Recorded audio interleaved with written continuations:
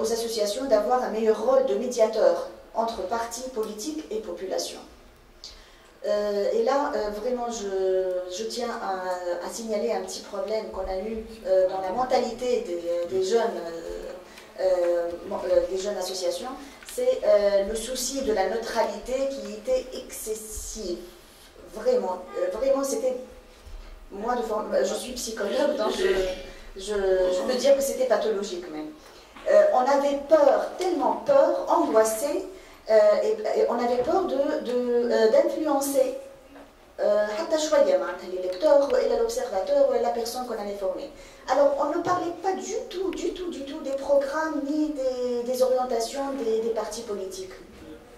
Donc, on évitait ça de peur d'avoir des influences sur les électeurs. Alors que c'était essentiel. Et cela a peut-être induit les électeurs en erreur parce qu'ils n'étaient pas informés suffisamment sur les programmes, les différents programmes des partis politiques. On allait vers l'électeur pour lui dire allez voter, allez voter, allez voter. C'est comme si on avait plein de boîtes devant lui et on le poussait, allez choisis une des boîtes. Et c'était fermé, scellé, on n'avait pas l'idée d'ouvrir les boîtes pour qu'il voit ce qu'il y a là-dedans. Donc il voyait des boîtes, hop, il prenait n'importe laquelle parce que son voisin il a pris ça ou bien son frère il a pris ça, donc il a pris la même boîte ou une boîte qui lui ressemble. Donc il ne savait pas qu'est-ce qu'il y avait à l'intérieur des partis politiques qu'il allait choisir. Il y avait une centaine de partis politiques, donc il était un peu... voilà, il y a eu vraiment un problème là-dedans. Donc un dialogue permanent entre la société civile et les partis, ça aurait été vraiment souhaitable. L'existence aussi dans le paysage politique tunisien de partis idéologiques fait de sorte que l'électeur soit sous l'emprise de dogmes qui l'empêchent de faire un choix libre. La société civile est appelée à mitiger les influences reçues durant les campagnes électorales de ce genre de partis. Donc là, ça va à l'encontre de la rationalité de laquelle on a parlé tout à l'heure. Donc la personne ne sera pas rationnelle. Si le parti est idéologique, il agit sur l'affectivité de la personne, sur la culpabilité, sur les trucs qui touchent l'affect. Le choix de la personne, il ne sera pas libre. Il ne va pas choisir avec sa tête, il va choisir avec son cœur. Donc ça, parmi les choses qu'on doit faire en tant que société civile, c'est de mitiger cette influence et cette tendance à jouer avec, ou bien manipuler l'électeur. Alors, maintenant, on va parler de la communication entre société civile et population. C'est la partie la plus importante pour moi. Donc, comment on peut communiquer avec la population?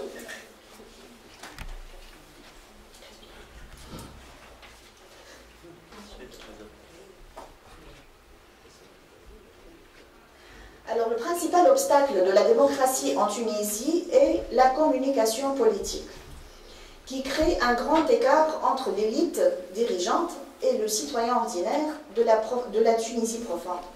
Ces populations ne sont pas toujours à même de déchiffrer l'actualité politique.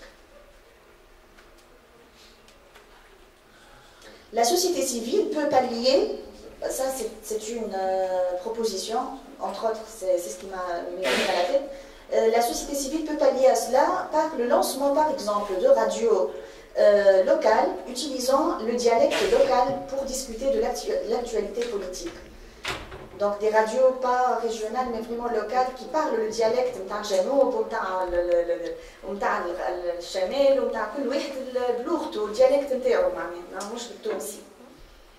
Donc ça peut rapprocher l'élite de la masse, si on veut. La société civile doit mener des politiques de proximité en ayant des comités de quartier. À ce titre, les associations sportives et culturelles, les comités de femmes et de jeunes restent des forces potentielles pour lesquelles les organisations de la société civile doivent entrer en étroite connexion. Donc aller vers les gens là où ils sont. Ne pas les inviter à la capitale, dans les hôtels, pour les sensibiliser. Non, pour sensibiliser, vraiment, il faut aller là où les gens y sont. Et là, la relation avec les associations sportives et les comités de femmes et de jeunes, c'est très important pour entrer en contact avec la population. À défaut, si on ne rentre pas en contact avec les structures sportives et culturelles de la région, ces structures sont récupérées par les politiciens qui finissent par les détourner de leur mission sociale au profit de la politique. نشوف النوادي الرياضية معناها ساعات يستغلون معناها les politiciens في الكامباني électorale. La société civile doit être impliquée en amont du processus électoral en encourageant les populations à s'inscrire sur les listes électorales et aussi à éclairer les citoyens sur les projets des différents candidats en vue de favoriser des choix rationnels. Vraiment, il faut expliquer vraiment les programmes de chaque candidat qui se présente aux élections. Ne pas avoir peur d'avoir un contact avec les partis politiques et de les présenter à la population pour que les gens, les électeurs, aient une idée claire sur ce qu'ils vont choisir. Renforcer les efforts d'encadrement et de formation de la population là où elle se trouve, dans son milieu naturel, pour leur apprendre les valeurs de la démocratie, avant de leur apprendre les techniques des élections. C'est ce qui a manqué vraiment pendant c'est-à-dire tout de suite après la Révolution, on a été très très concentré sur les élections, mais les gens ils ne comprenaient pas c'est quoi la démocratie, c'est quoi la liberté d'expression. On avait vraiment un manque énorme dans ce sens.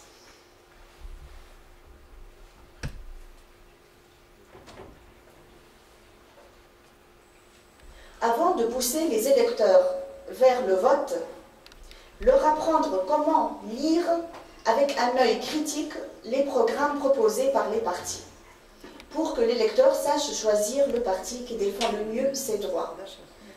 On était face à des femmes qu'on a formées, qu'on a sensibilisées, qui sont allées voter pour des partis qui ne défendaient pas du tout les droits, ne croyaient même pas aux droits des femmes. Donc ça, c'était un contraste important. Conclusion. Donc, pour conclure, il est clair que le combat pour la démocratie doit nécessairement commencer par la base, les populations locales qui font et défendent, par la magie de leur acte de vote, les régimes et leur gouvernement. C'est ce combat de la sensibilisation que les organisations de la société civile doivent d'abord remporter pour instaurer le culte et la culture de la démocratie dans ce pays. Et merci. Je vous remercie d'abord d'avoir été dans les temps. Comme ça, on passe très vite sur la forme. Donc, نشكرك على احترام الوقت. دونك ونشكرك على المداخله لانها طرقت الموضوع هام جدا اللي هو تدخل المجتمع المدني في المسار الانتخابي، لكن يظل المداخله نتاعك باش يكون حولها نقاش كبير ياسر. انا فما بعض النقاط اللي معناها خديتهم كرؤوس اقلام.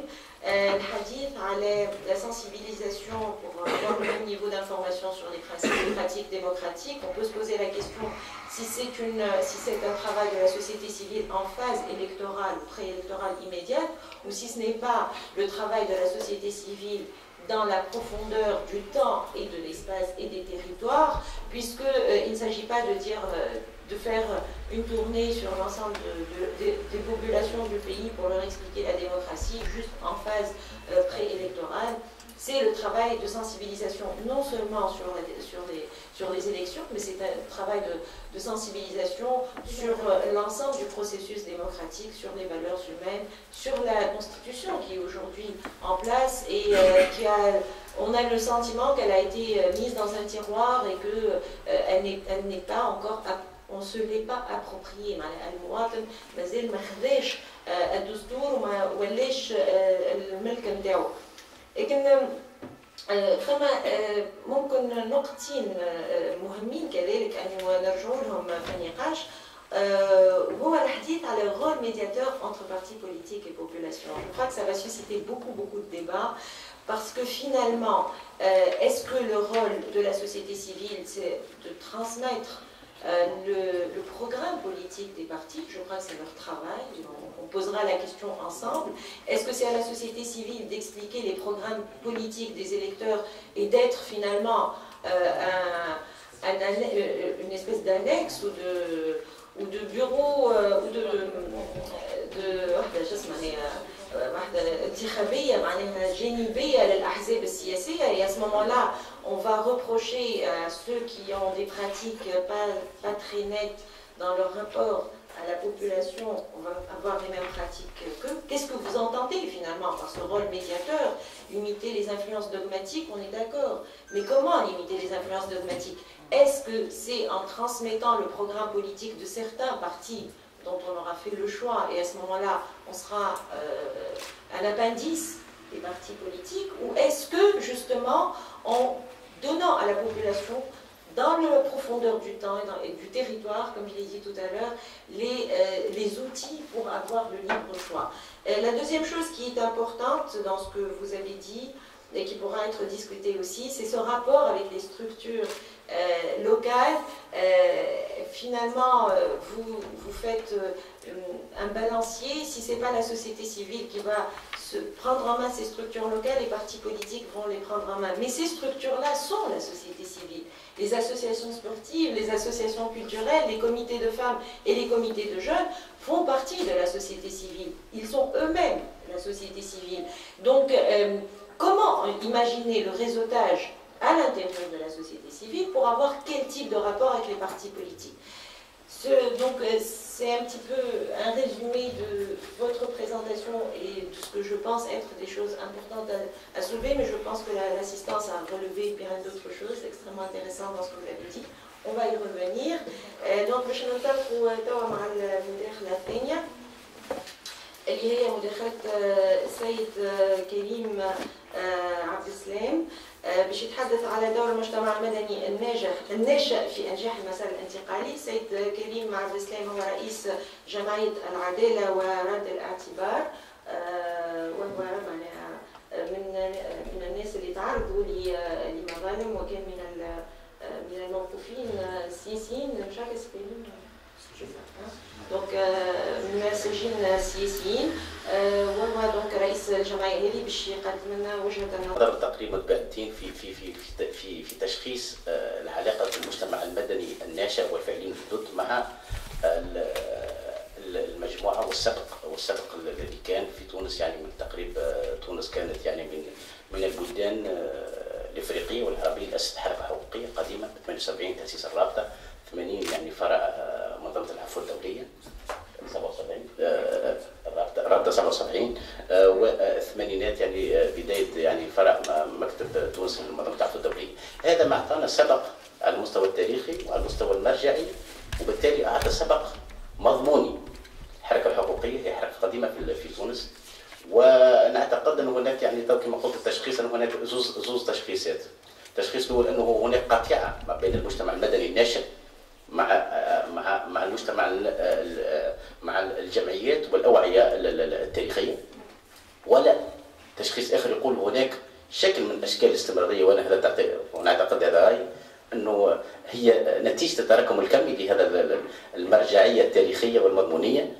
خلى النقله النوعيه، طبعا النقله النوعيه لن تكون في نفس السياق نتاع التراكم الكمي، ستكون تعبر على نفسها باشكال اخرى تبان في الظاهر انها تضادد وانها تقابل بقدر ما هي استمراريه معينه. لذلك جاءت الثوره التونسيه هي ثوره حقوقيه بالاساس، وان مضامينها كانت ثوره مضمونيه اساسا قائمه على مضامين حقوقيه: الحريه، الكرامه، التشغيل. وهنا نحط سطرين على التشغيل باعتباره يمثل الجيل الثاني من الحقوق السياسيه والمدنيه، وهو سبق كذلك يعني اسمحنا به معرفتنا وتراكمنا الكمي للاباء المؤسسين والملهمين للحركه الحقوقيه في تونس، وتشبع هذا الجيل بهذه الحركه، فكان تعبيرها هذه الثوره بمضامينها الحقوقيه. يعني نعتقد انه هناك نوع من الاستمراريه اكيد، ولكن يبان باعتبار انه تبدلت السياقات واصبحت نقله نوعيه فتعبر عن نفسها باشكال اخرى تبان في الغالب تضاد او تقابل.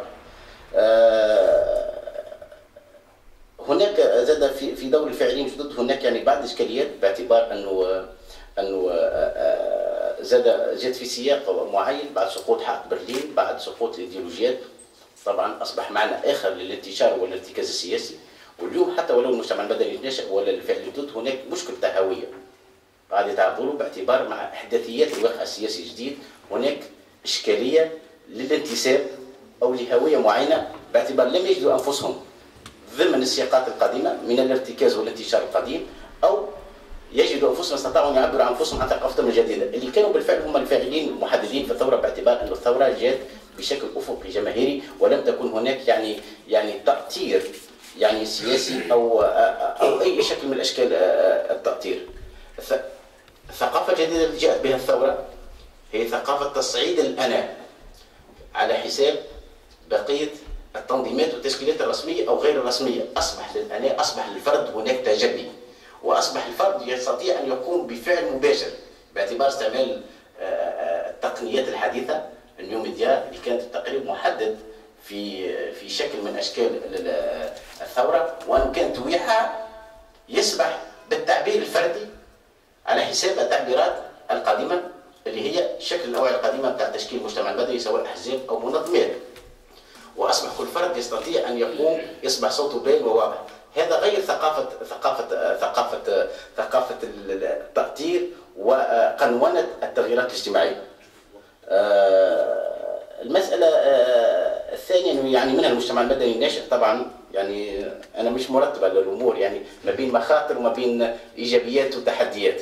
انه هناك يعني في ازمه الهويه هناك مخاطر زاد، طبعا عدم خبره وعدم يعني فهم للواقع وعدم تصعيد قياداته وثقافته الجديده اللي حاليا قاعده تتشكل، باعتبار ان اعتقد المجتمع المدني اليوم في حاله غليان مستمر من اجل التعبير وتصعيد هذه الثقافه، باعتبار انه جات كحركه جماعيه غير معبره بدون رؤوس. واليوم قاعد هو في المجتمع المدني قاعد يصنع في خليه عمل يعني تقريبا متواصله من اجل تصعيد هذه الثقافه الجديده وصنع ملامحها. في هذه العمليه تقريبا هناك بعض المخاطر. هناك بعض الاوعيه السياسيه استطاعت ان تصنع لانفسنا اذرع سياسيه داخل المجتمع المدني، وهذا مخطر يحدد المجتمع المدني. واصبح بعض مكونات المجتمع المدني من الفعل الجدد تمثل بعض الاذرع السياسيه لتيارات سياسيه او ايديولوجيه، وهذا مخطر يستطيع ان ينصف عمليه الانجاز داخل المجتمع المدني. ولكن نعتقد انه مع تقييم الاداء السياسي المرتبك تقريبا والمضطرب حاليا يخلي ممكن الرجوع الى عدم التسيس وعدم التلوين بلون سياسي المجتمع المدني، باعتبار احبابنا كرهنا ان المجتمع المدني تقريبا في تشكيلته بن علي لم يخترق المربع بن علي الا بالمربع الحقوقي، فبالتالي المدخلين في الشان العام الكل يعني سياسي وحقوقي كانوا ضمن المربع الحقوقي، ما جعل بعض عادات السياسيين موجوده من انتشارات وحسابات سياسيه داخل العمل الجمعياتي نعاني منه الى حد الان. ممكن يتطور كما قلت الى اصطفاف مجتمع مدني في اذرع سياسيه، وممكن يؤدي الى عمليه يعني تحييد وترك هذا وصناعه مجتمع مدني بتعريفه الاخير انه كقوه معادله بين السلطه وراس المال المتوحش في قطاعات استراتيجيه مثل الثقافه والصحه وحقوق الانسان. وهذا ما نامل اليه في التغيير الديمقراطي. المخطر للتحديد انه اشكاليه اخرى مشكل عمري في الاليات وفي الفهم وفي التقنيات. انه نعرف انه الثورات يعني كانت جماهيريه كما قلت، وانه معدل الاعمار تقريبا كان ما بين سن 20 و 35 سنه ممن تلقوا تعليما جامعيا واستطاعوا ان يتملكوا الاليات والتقنيات الجديده، باعتبار كانت مواقع التواصل الاجتماعي والشبكات المعلوماتيه الدوليه كانت عنصر اساسي في التجميع والتحشيد وبسط الافكار. كما قلت انه اشكاليه الاوعيه القديمه ما هو رسميه وغير رسمي، اليوم كما قلت انه يستطيع ان الفرد يعبر عن نفسه بشكل مباشر، وهؤلاء الفاعلين الجدد يملكون هذه التمكن من هذه التقنيات يجعلهم على سبق وفاعليه على بقيه على الاقل الفاعلين المدنيين او السياسيين من الجهه الاخرى، باعتبارهم الماسكين بالعمليه هذه، يخليهم يعطيهم سبق في التغيير، وباعتبار ان ارتباطهم الجماهيري يخليهم مرتبطين بالنتائج اكثر بالمضامين، يعني سرعه الانجاز والفاعليه والانجاز اللي ما كانش تقريبا في ثقافه المناضلين ما قبل طبعا والسين الاوائل، كان هو العمل في حد ذاته هو نضال، هو نتيجه وهو غايه. اليوم الفاعلين الجدد يمنوا ايمان شديد بالنتائج المسلمه والسريعه والحمايه، وهذه نقله تقريبا يعني في ما بين يعني ما بين اليات العمل وفهم العمل وادواته بالنسبه ما بين الجيل القديم والجيل الجديد للناشطين المجتمع المدني. طبعا كما قلت انه لا تغلي المراجل والقدور الا من اسفل، فعملهم الكل مرتكز على التغيير من ادنى درجات الهرم الاجتماعي كمثقفين عضويين. ممكن ناخذ الاستعاره من بعض المفاهيم الفكريه انه هما اكثر فاعليه، وبالفعل حسب الاحداثيات ديالهم هم مثقفين فعليين عضويين داخل المجتمع وقادرين على ان يشكلوا ديناميه تغيير مربوطه بالنتائج. وهذا نعتبره انه هذه مثل المجتمع المدني الناشئ اللي هو ربط القيمه نتاعو المحايده اللي خارج الارتباط السياسي او الايديولوجي، وهذا ثقافه جديده باعتبار انه هذا الجيل نشأ بعد سقوط حرب برلين كما قلت، وانه خارج يعني الانتشار السياسي والايديولوجي، يخليه يرتبط ويشترك، ومساحه الاشتراك والارضيه المشتركه بينه وبين كل الاطراف تقريبا تكون اكثر اوسع واكبر، باعتبار كما قلت انه يرتبط بالقيمه اكثر منه بمرجعياتها واحداثياتها وارتباطها بالمنظومه الفكريه التي ياتي منها او الخلفيه الايديولوجيه، يخلي قاعده التفاهم وتوسيعها اكبر بكثير من السابق.